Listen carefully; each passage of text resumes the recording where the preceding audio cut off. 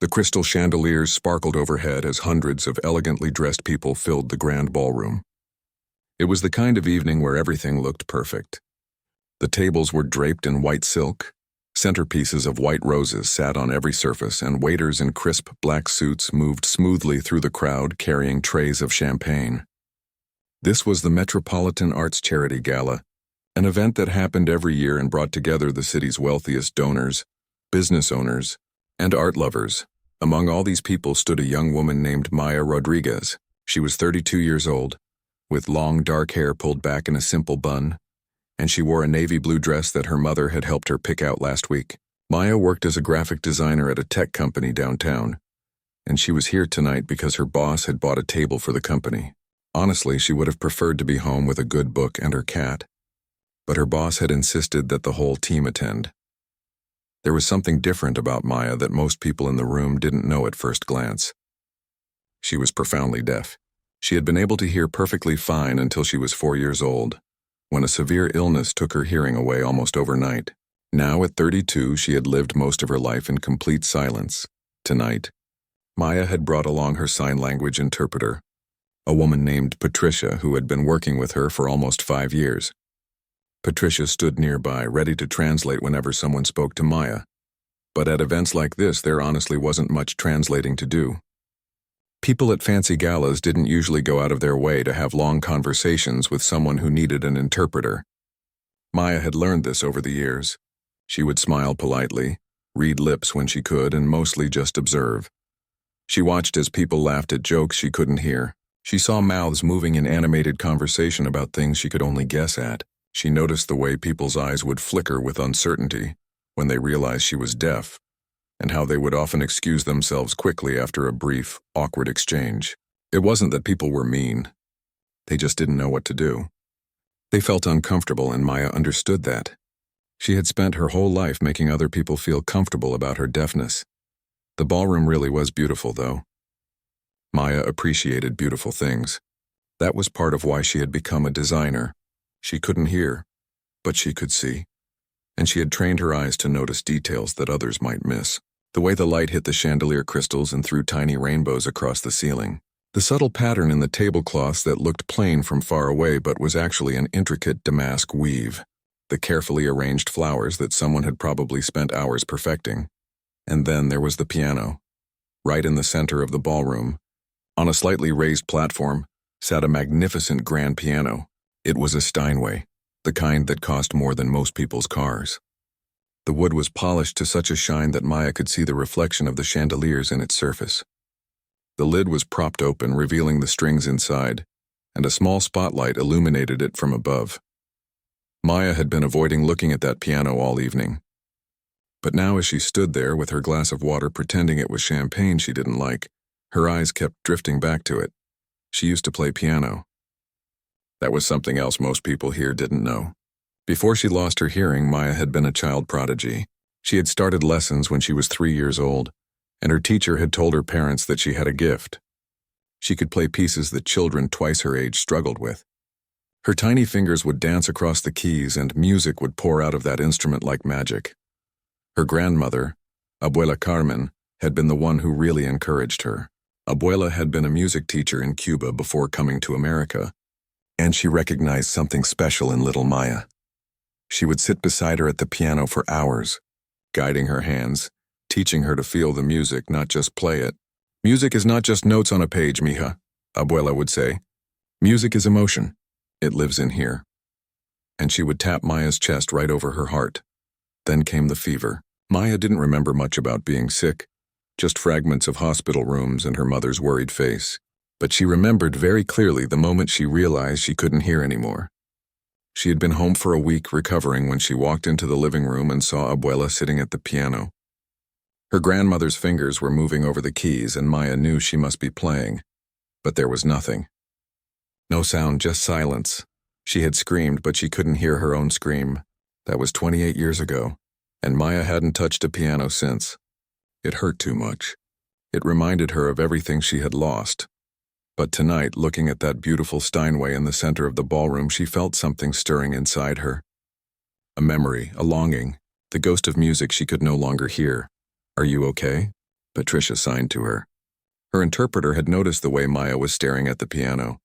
Maya nodded and smiled, pulling her attention away. She took a sip of her water and tried to focus on the event happening around her. The gala was in full swing now. People were mingling, laughing, making donations. There was going to be an auction later, where wealthy attendees would bid on artwork and experiences, with all the money going to arts education programs in underfunded schools. It was a good cause, and Maya had already decided she would donate what she could afford, even though it wouldn't be anywhere near the amounts these other people were spending. Her co-workers were scattered around the ballroom. Her boss, Mr. Chen, was schmoozing with potential clients. Her teammate Derek was at the bar, probably on his third drink. Her other teammate Lisa was taking photos for the company's social media. They had all been nice enough to Maya over the years, but they didn't really understand what it was like. They would talk to her in the office, sure, but they never invited her to happy hour. They never asked her to lunch. They saw her deafness as a wall, even though Maya had never seen it that way. The truth was, Maya had built a good life for herself. She had a job she was good at. She had a small apartment she loved. She had her mom and her younger brother who lived across town. She had her art, her books, her cat named Picasso. She didn't need people to feel sorry for her. But sometimes at events like this, surrounded by sound she couldn't access and conversations she could only partially follow, the loneliness crept in. She felt like she was watching life through a glass window, always on the outside looking in. The piano sat there, silent and waiting. Maya wondered who was supposed to play it tonight. There was always a performance at these galas, usually some local musician or music student who would play while people ate dinner or during the auction. She had read about it in the program. She watched as people walked past the piano without really seeing it. To them, it was just part of the decoration, part of the elegant atmosphere. But to Maya, it was something else entirely. It was a door to a past she had locked away. It was a reminder of the little girl who used to make music. It was possibility and pain all wrapped up in polished wood and ivory keys. Abuela Carmen had passed away 5 years ago. In her final days, she had held Maya's hand and said something that Patricia had translated. "Music is still in you, mija. You didn't lose it when you lost your hearing. It just moved somewhere deeper." At the time, Maya had smiled and nodded, but she hadn't believed it. How could music still be in her when she couldn't hear a single note? It didn't make sense. But standing here tonight, looking at that piano, she felt something, a pull, a whisper of something she thought was gone forever. The evening continued around her, glittering and loud and full of life she could only partially access. And Maya stood there, caught between the person she had become and the little girl she used to be, wondering why she couldn't stop staring at that beautiful, silent piano. The auction was supposed to start in 20 minutes. Maya could see the event coordinator, a thin woman in her 50s with gray hair styled in a tight bun, moving frantically through the crowd. Something was wrong. The coordinator's face was flushed, and she kept checking her phone, shaking her head, talking rapidly to someone on her headset. Patricia noticed too. She tapped Maya's shoulder and pointed. "Something's going on," she signed. The coordinator looked stressed. Maya watched as the woman rushed over to a man in a tuxedo who appeared to be her assistant. They had a rapid conversation, both of them gesturing toward the piano, then toward the entrance, then checking their phones again. The assistant shook his head and spread his hands in a helpless gesture. A few minutes later, the coordinator stepped up to the microphone at the front of the room. The crowd gradually quieted down, though Maya only knew this because she could see people turning to face forward and setting down their glasses. Patricia moved closer to interpret. "Good evening, everyone," the coordinator said, her smile tight and professional. "We're going to begin our auction in just a few moments. However, I need to inform you that our scheduled pianist has unfortunately fallen ill and won't be able to perform this evening." There were murmurs throughout the crowd. People looked disappointed. Some shrugged and went back to their conversations. The coordinator continued. "We've been trying to find a replacement, but on such short notice." She trailed off, clearly flustered. "We apologize for this inconvenience. The auction will proceed as planned, just without our usual musical accompaniment." She stepped away from the microphone, and Maya could see her shoulders sag with relief that the announcement was over. But she still looked stressed, probably worried that the lack of music would affect the evening's atmosphere and, more importantly, how much money people would donate. Maya felt something shift inside her chest. It was a crazy thought, An absolutely insane thought. She couldn't possibly. Did you hear that? Patricia signed to her. No pianist tonight, Maya nodded slowly. Her heart had started beating faster. Her palms felt sweaty. The crazy thought was getting louder, more insistent. She hadn't played piano in 28 years. She had no idea if she could even remember how. And even if she could remember the finger positions, how would she know if she was playing the right notes? She couldn't hear herself. What if she was terrible? What if she embarrassed herself in front of all these people? But Abuela's words came back to her. Music is still in you, mija. Before she could talk herself out of it, Maya grabbed Patricia's arm. I need to speak to the coordinator, she signed, her hands moving quickly with urgency. Patricia's eyes widened. What? Why? Just please, can you help me find her? They made their way through the crowd, Maya's heart pounding so hard she was sure people could see it. They found the coordinator near the back of the room, still on her phone, still trying to find a last-minute replacement. When the coordinator saw them approaching, she ended her call and put on a polite smile. Can I help you? Patricia spoke for Maya. My friend here would like to speak with you about the piano situation. The coordinator's expression shifted to confusion. She looked at Maya, then at Patricia, then back at Maya. I'm sorry, I don't understand. Maya's hands moved and Patricia translated. She's offering to play the piano for your event. The coordinator blinked. She looked at Maya again, taking in the fact that she was clearly communicating through sign language. That's very kind, but... She hesitated, clearly trying to be polite. Are you a trained pianist? I was, Patricia translated as Maya signed. I studied piano from age 3 until I was 4. I was considered quite talented. The coordinator's confusion deepened. From 3 to 4? That's only 1 year. I lost my hearing at age 4, Patricia explained. She hasn't played since then. Now the coordinator looked uncomfortable.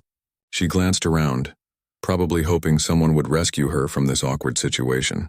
Listen, I'm sure you were very talented, but this is a significant event. We have very generous donors here, and the atmosphere is important. I can't...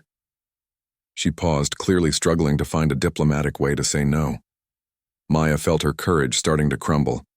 This was a mistake. What had she been thinking? But then she thought about all the times people had underestimated her.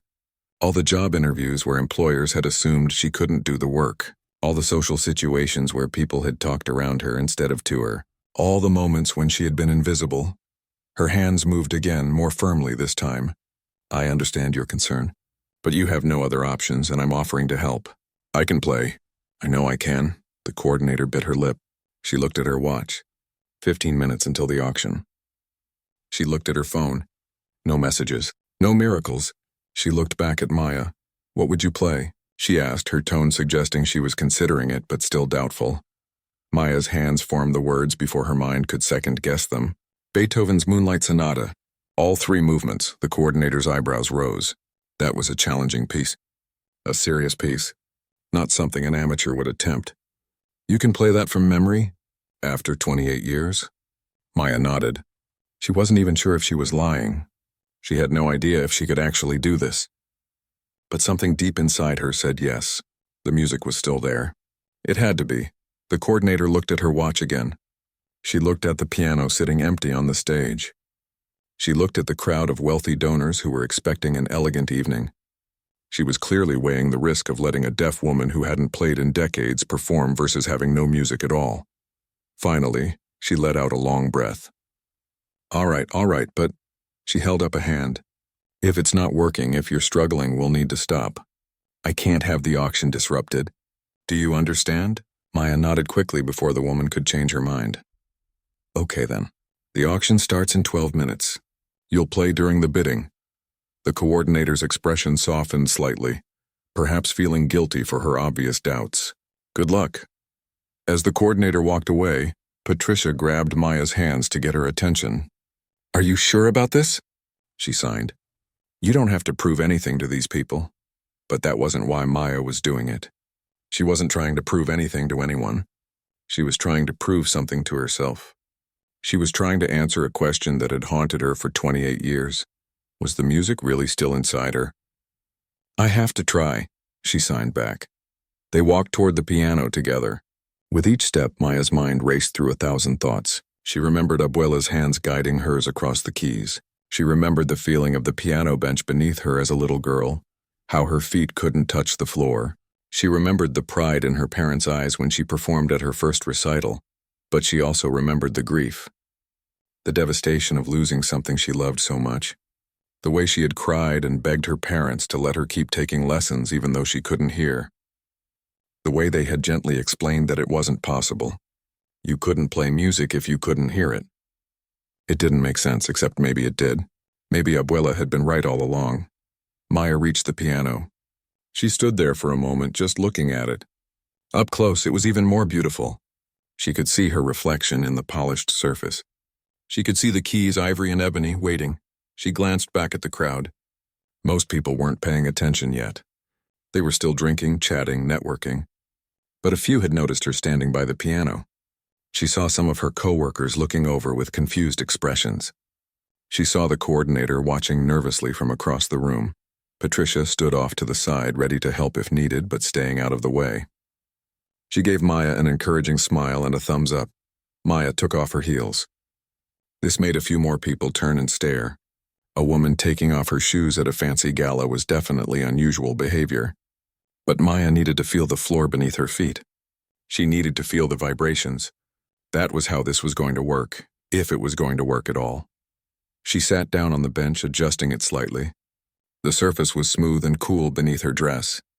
She placed her bare feet firmly on the floor. Then slowly she lifted her hands and let them hover over the keys. Her fingers remembered the position. The muscle memory was still there, buried deep after all these years.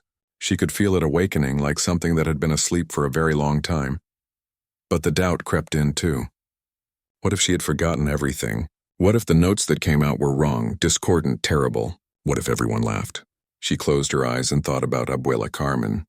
She imagined her grandmother sitting beside her the way she used to. She could almost feel her presence. The music is not in your ears, mija, Abuela had told her once. It's in your heart. It's in the movement of your fingers. It's in the vibrations that travel through the instrument and through you. Feel it, don't think. Just feel. Maya took a deep breath. The room around her seemed to fade away. The stares, the doubts, the fear, all of it became distant. She let her fingers touch the keys, and she began to play. The first touch of the keys sent a shock through Maya's entire body.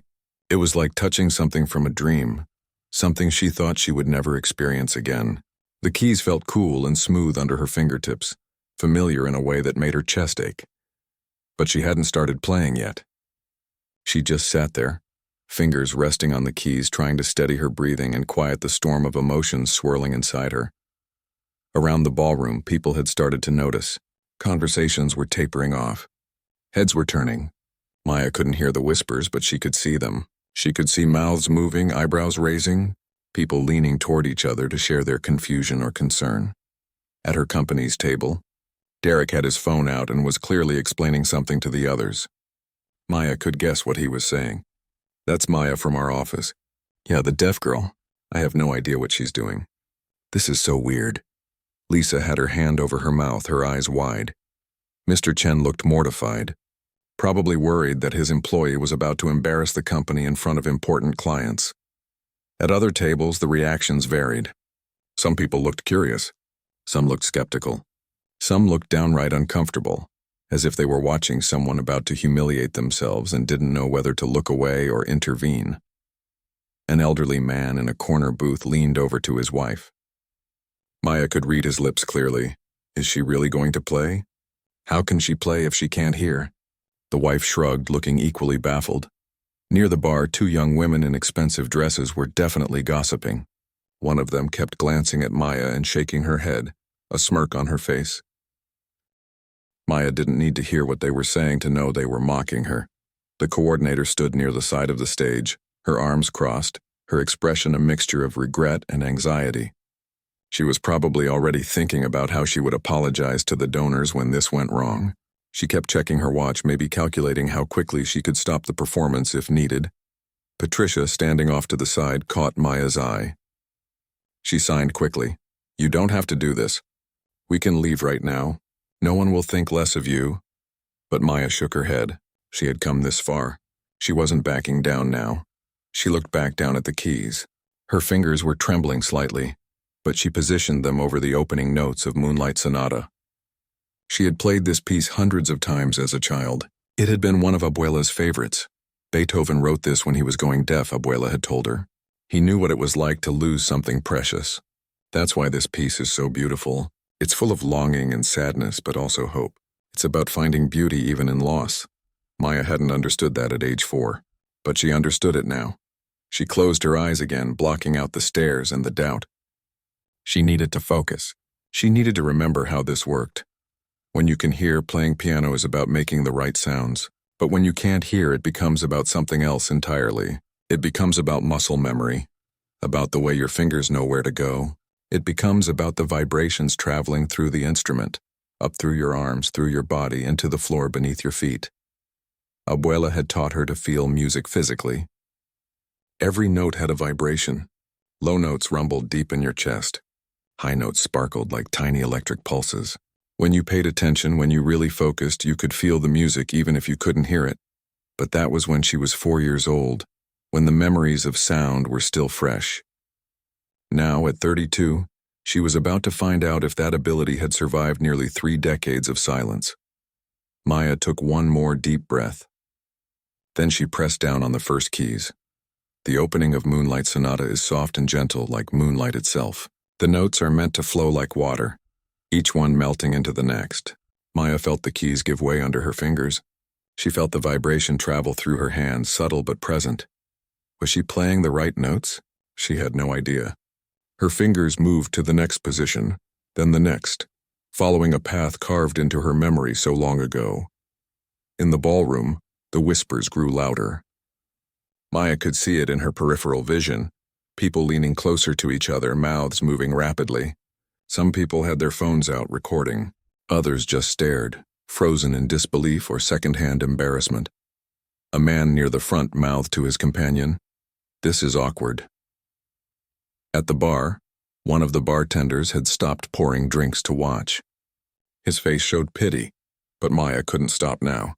Her fingers continued moving, dancing across the keys in the pattern she remembered. The first movement of Moonlight Sonata is nearly 6 minutes long if played correctly. That was 6 minutes of exposure, 6 minutes of potential humiliation. Her heart was hammering. Sweat was forming on her upper lip despite the ballroom's air conditioning. The fear kept trying to push its way in. What if you're playing it wrong? What if every note is off key? What if people are laughing at you right now? She pushed the thoughts away and focused on the vibrations. She could feel them through her fingers, through her forearms, through the piano bench, through her bare feet on the floor.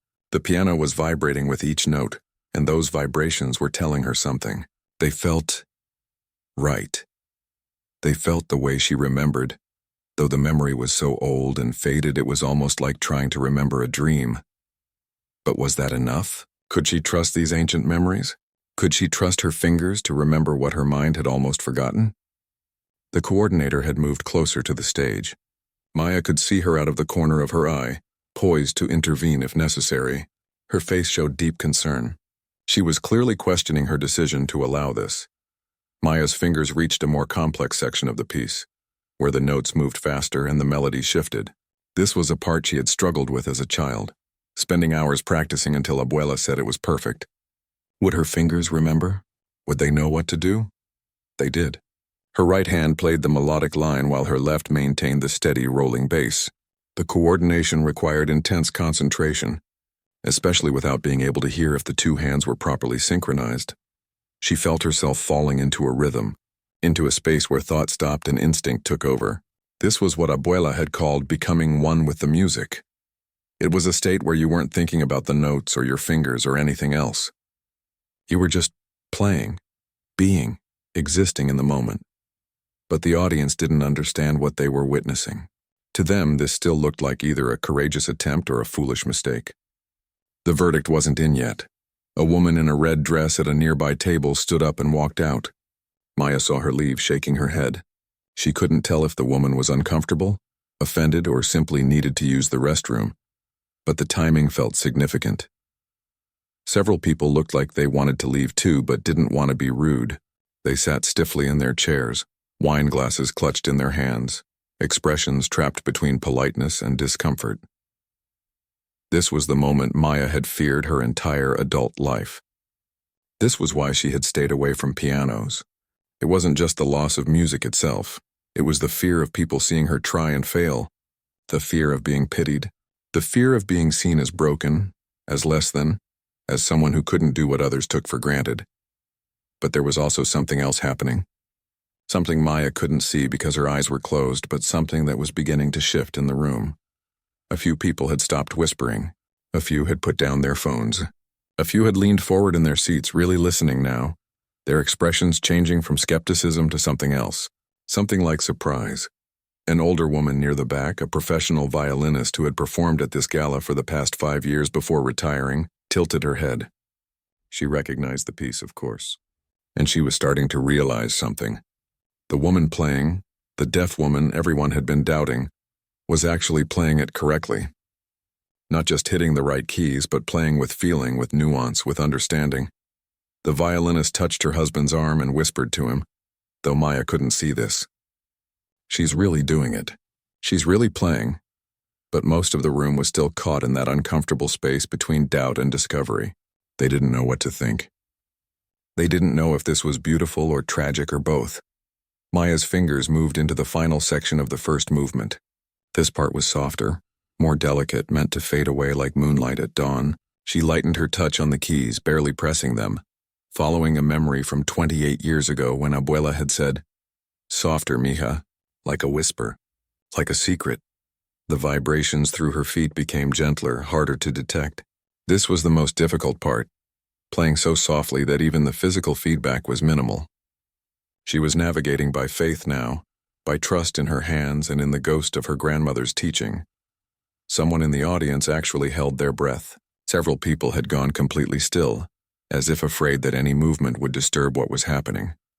And then, Maya's fingers lifted from the keys. The first movement was complete. She sat there for a moment, hands hovering in the air, her heart pounding so hard she felt dizzy. Had she done it right? Had the notes been correct? Had it sounded the way it was supposed to, or had it been a disaster? She couldn't tell. She had no way of knowing. Finally, she opened her eyes and looked out at the audience. The faces looking back at Maya had changed. The smirks were gone. The uncomfortable glances had transformed into something else entirely. People were staring at her with expressions she couldn't quite read at first. Was it shock? Disbelief? Pity? Then she saw something that made her breath catch. The elderly violinist in the back had tears streaming down her face. Her hands were clasped together, pressed against her heart. Next to her, her husband's eyes were also glistening. At the company table, Lisa had her hand completely covering her mouth now, and her shoulders were shaking slightly. Derek had put his phone down and was just staring, his expression completely transformed from the skeptical smirk he'd worn earlier. Even Mr. Chen looked moved, his typical businessman composure cracking. The coordinator, who had been poised to shut down the performance, had lowered her arms. Her mouth was slightly open. She looked stunned, but Maya didn't know what any of this meant. She couldn't hear if she had played the first movement correctly or terribly. For all she knew, people could be crying because it had been painfully bad. The uncertainty was crushing. Patricia caught her eye from the side of the stage. She was smiling widely, tears running down her own cheeks, and she signed enthusiastically, "Beautiful. Keep going." That small confirmation sent a wave of relief through Maya.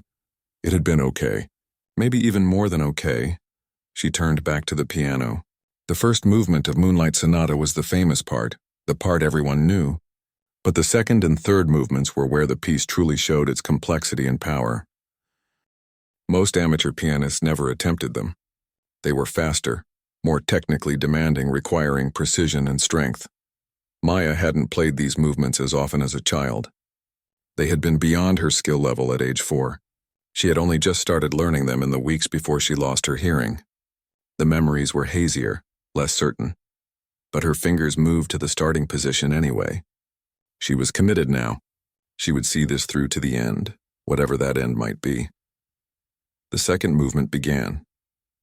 It was completely different from the first, faster, lighter, almost playful. It danced and skipped where the first movement had flowed. Maya's fingers moved quickly across the keys, and she felt the vibrations change in character. They became sharper, more staccato, bouncing through her hands like little bursts of energy. This movement was shorter, only about 2 minutes, but it required intense focus. One mistake and the whole thing could fall apart. Her hands had to move independently, creating 2 different rhythms at once, weaving them together into something coherent. Sweat was forming on her forehead now. She could feel her dress sticking to her back. The concentration required was enormous. She wasn't just playing piano, she was rebuilding an entire musical landscape in her mind based on vibrations and memories, from when she was barely old enough to tie her own shoes, but something amazing was happening. The more she played, the more natural it felt.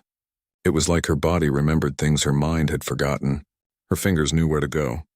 They understood the distances between keys, the pressure needed for each note, the timing and rhythm that made the piece work. In the audience, the transformation continued. Every phone was down now. Every conversation had stopped. The entire ballroom of 300 people had gone silent, watching this deaf woman play one of the most challenging piano pieces ever written. A journalist from the local arts magazine, who had been assigned to cover the gala as a routine society event, sat with his notebook forgotten in his lap. He had covered hundreds of performances in his career, had heard world-class pianists play in concert halls and opera houses, but he had never seen anything like this. The second movement ended, flowing seamlessly into the third. This was it, the finale. The third movement of Moonlight Sonata was where Beethoven unleashed all the emotion and power he had been building up in the first 2 movements. It was fast and furious and technically brutal.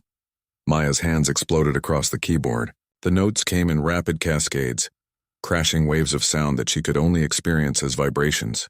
Her fingers flew up and down the keys, her arms moving with a life of their own. This was the movement that showed what Beethoven had felt about losing his hearing. It was rage and grief and desperate passion all mixed together.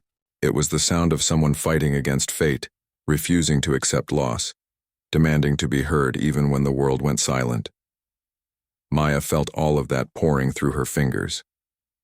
Every frustration she had experienced in 28 years of being deaf, every time someone had spoken over her or around her, every job interview where she saw doubt in their eyes, every social gathering where she stood alone while others laughed at jokes she couldn't hear, every single moment of isolation and invisibility, but also something else, every moment of triumph, every time she proved people wrong, every beautiful thing she had seen with her eyes that were sharper because her ears didn't work, every connection she had made that went deeper than words, every piece of art she had created, every sunrise she had watched in perfect, peaceful silence, all of it went into this music. Her hands were slamming down on the keys now, pulling every bit of emotion out of this instrument. The piano was vibrating so strongly she could feel it in her bones. The floor beneath her feet was humming with the force of it. In the audience, people had stopped breathing. Some were gripping the edges of their tables. Others had tears streaming freely down their faces. The bartender had abandoned his post entirely and stood frozen, watching. The waiters had stopped serving. The coordinator was crying openly, not even trying to hide it, but Maya couldn't see any of this. Her eyes were closed again, lost in the music that she couldn't hear but could feel everywhere in her fingers, her arms, her chest, her feet, her heart. The third movement was nearly 5 minutes of relentless technical challenge. There was a section in the middle where both hands had to play rapid, descending scales simultaneously. Maya had practiced this section endlessly as a child, crying in frustration when she couldn't get it right until finally one day, her fingers found the pattern and it clicked. Would they find it again now? They did.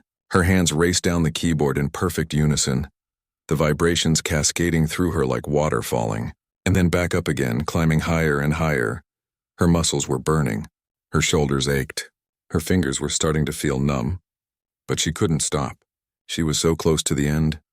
The elderly violinist was sobbing now, clutching her husband's hand. She understood what she was witnessing in a way that perhaps no one else in the room could. She knew how impossible this should be. She knew the level of skill required to play this piece even with hearing, to play it without...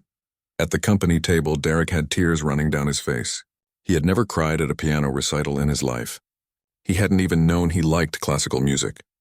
But something about watching his, coworker, the quiet deaf woman who sat 2 cubicles away from him and whom he had barely spoken to in 3 years, pour her entire soul into this instrument, was breaking something open inside him, Lisa was outright sobbing into her napkin. Mr. Chen had given up all pretense of professional composure and was wiping his eyes with the back of his hand. All around the ballroom, similar scenes were playing out. Tough businessmen in expensive suits were crying. Young socialites who had been on their phones 10 minutes ago were now gripping each other's hands, tears smudging their perfect makeup. Older couples who had seen thousands of performances were shaking their heads in wonder.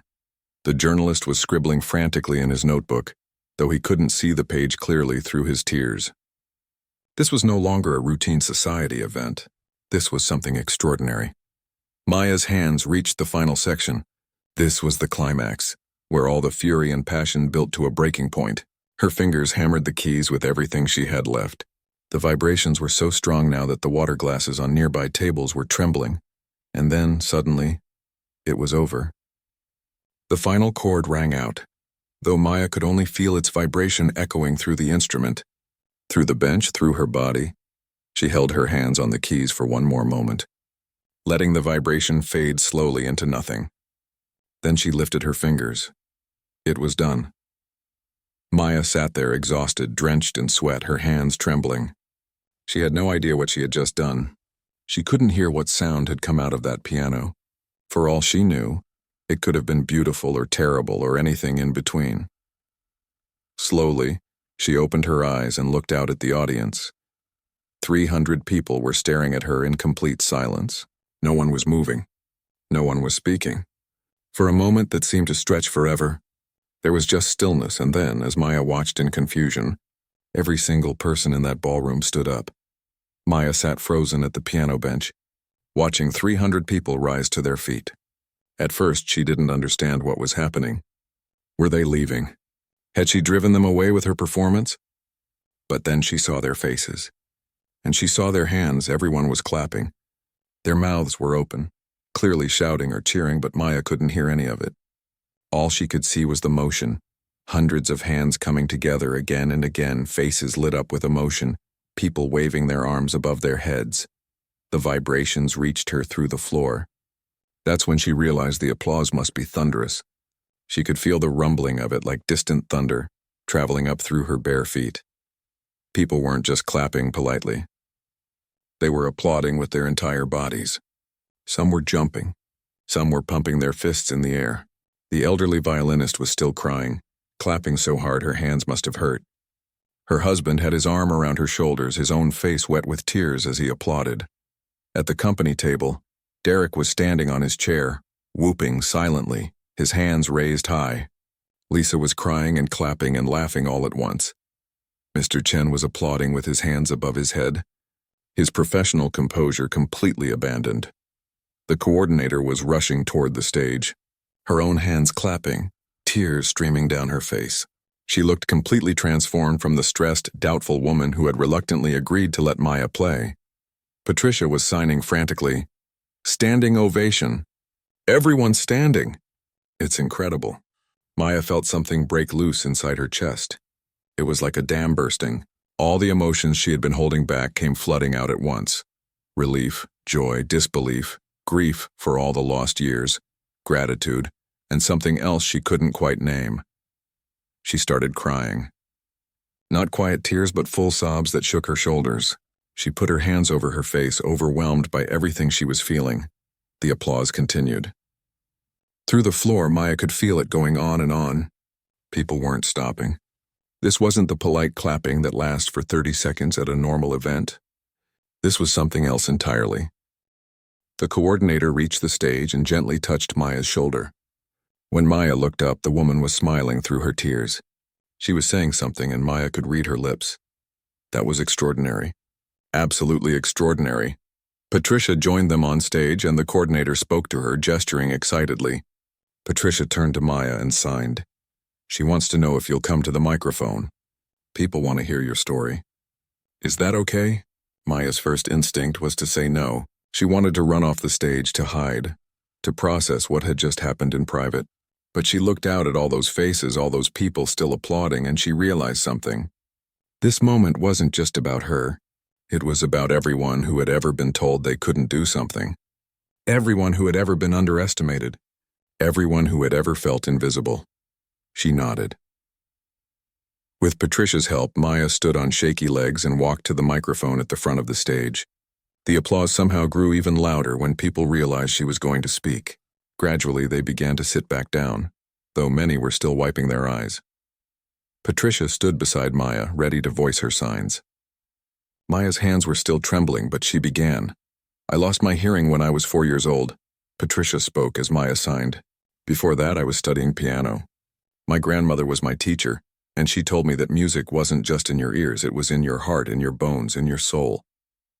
Maya paused, taking a shaky breath. She could see people leaning forward in their seats, completely focused on her words. "When I became deaf, I thought the music was gone forever.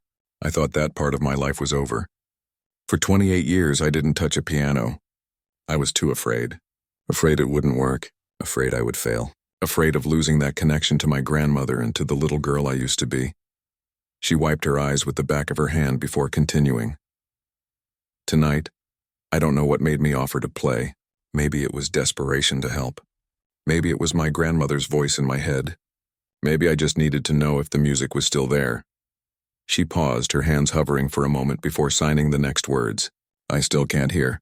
I have no idea what I sounded like to all of you. But I felt the music, and that's something I thought I'd never feel again." The audience was completely silent now, hanging on every word. Many were crying again. "Thank you for listening," Maya signed, her hands moving slowly. "Thank you for giving me a chance when you had every reason to doubt. And thank you for reminding me that loss doesn't have to be the end of the story. Sometimes it's just the beginning of a different chapter." She stepped back from the microphone and the applause erupted again. This time Maya was more prepared for it, though it still overwhelmed her. The coordinator was hugging Patricia and saying something rapidly. Patricia nodded and turned back to Maya. "There's a journalist here from the Arts Journal," she signed. "He wants to do a story about you. And someone from News Channel 5 is here too. They film all the big charity events. They have video of your whole performance." Maya felt dizzy. She had come here tonight expecting to stand awkwardly in a corner, make a donation, and go home to her cat. She hadn't expected this. Over the next hour, Maya found herself surrounded by people. The elderly violinist introduced herself. Her name was Helen, and she had been playing professionally for 50 years. She told Maya, through Patricia, that it was one of the most moving performances she had ever witnessed. "You didn't just play the notes," Helen said, her eyes still red from crying. "You understood the soul of the piece. You felt what Beethoven felt. That's something most pianists never achieve, even with perfect hearing." The journalist, whose name was Robert, asked if he could interview Maya for a feature article. "This is a story people need to hear," he said, "about talent, perseverance, and redefining what's possible." Derek and Lisa came up, both looking embarrassed. "We had no idea you could play piano," Derek said, with Patricia translating. "You never mentioned it," Maya signed back. "You never asked." That simple response made Derek flinch. He nodded slowly, understanding the weight of what she was saying. "I'm sorry," he said. "We should have been better co-workers. Better friends." Mr. Chen approached next, looking humbled. "I'd like to sponsor you," he said. "If you want to pursue music, the company would be honored to support you. Piano lessons, performance opportunities, whatever you need." Maya was overwhelmed by the offers and attention. Part of her wanted to retreat, to go back to her safe, quiet life. But another part, the part that had walked up to that piano tonight, was awakening to new possibilities. A woman in her 60s approached shyly. "My grandson is deaf," she said through Patricia. "He's 8 years old and he loves music. But we've been told it's impossible for him to learn an instrument. Seeing you tonight, could I show him your video? Would that be okay?" Maya felt her eyes fill with tears again. She nodded emphatically. "Yes," she signed. "Please tell him anything is possible." The evening wound down eventually, though people kept approaching Maya until the very end. She exchanged contact information with dozens of people, including Helen the violinist, Robert the journalist, and several members of the local arts community who wanted to help her reconnect with music. The coordinator found Maya before she left. "I want to apologize," she said, and she looked genuinely regretful. "I almost didn't let you play. I judged you before giving you a chance. That was wrong," Maya signed back. "You had no reason to believe in me, but you took a chance anyway. That's what matters." 3 weeks later, Maya's story was on the front page of the Arts Journal. The video of her performance had been shared on social media over 2 million times. Messages poured in from around the world, from deaf musicians, from parents of deaf children, from people who had given up on their own dreams and were now reconsidering. The video had been shared in sign language communities across the globe. Deaf schools were using it as inspiration. Parents were showing it to their children and saying, "Oh, see? Don't let anyone tell you what you can't do." But the response that meant the most to Maya came in an email from a teenage girl named Amy. She was 15, had been deaf since birth, and had always wanted to play piano, but had been discouraged by everyone around her. "I watched your video 17 times, Amy wrote. Her mother translated and sent it. "I watched your hands. I watched your face. I watched how you felt the music. My mom always said it was impossible, but after seeing you, she signed me up for lessons. I have my first class next week. Thank you for showing me that impossible is just a word." Maya printed that email and put it on her refrigerator. Every morning when she got her coffee, she read it and remembered why she had walked up to that piano. 2 months after the gala, Maya gave her first official performance at a small concert hall. The event was sold out within hours. Helen came and brought her entire orchestra. Robert the journalist covered it. Derek, Lisa, and even Mr. Chen were there, sitting in the front row. But the guest who made Maya cry was sitting in the audience with her mother, a 15-year-old girl named Amy who was starting to learn piano and who had come to watch her inspiration perform. Before the concert, Maya stood backstage looking at a photo of Abuela Carmen that she had brought with her. "You were right," she whispered, though she couldn't hear her own voice. The music was still in me. It just took me a while to find it again. 6 months later, Maya had left her job at the tech company. Not because of any bad feelings, Mr. Chen had actually been incredibly supportive, but because she had found her calling. She started a foundation called Music Beyond Sound that provided music education for deaf and hard-of-hearing children. She gave concerts and workshops. She worked with schools to develop programs that taught music through vibration and movement. She also started teaching piano. Her first student was Amy, who showed remarkable talent. Then came others, deaf children whose parents had been told music was impossible for them. Maya taught them what Abuela had taught her, that music isn't just in your ears. It's in your entire body. It's in your heart and your soul, and the vibrations that connect all living things. On the 1-year anniversary of her performance at the gala, Maya returned to the same ballroom for another charity event. This time she was the scheduled performer. This time no one doubted her. Before she played, she stood at the microphone and signed to the audience, with Patricia translating as always. "A year ago, I stood at that piano terrified that I had forgotten how to play, terrified that I would fail, terrified that the music really was gone forever." She paused, looking out at the audience. "But I learned something important that night. We all have music inside us, deaf or hearing. It doesn't matter. The music is whatever makes you feel alive, whatever makes you feel connected, whatever makes you remember that being different isn't the same as being less." She walked to the piano, took off her shoes, and placed her feet firmly on the floor. "This piece is dedicated to my grandmother, who taught me to listen with more than just my ears," she signed, "and to everyone who has ever been told they can't. You can. I promise you can." And then Maya Rodriguez, the deaf pianist who had once thought music was lost to her forever, placed her fingers on the keys and began to play. The music filled the room, but more than that, it filled hearts.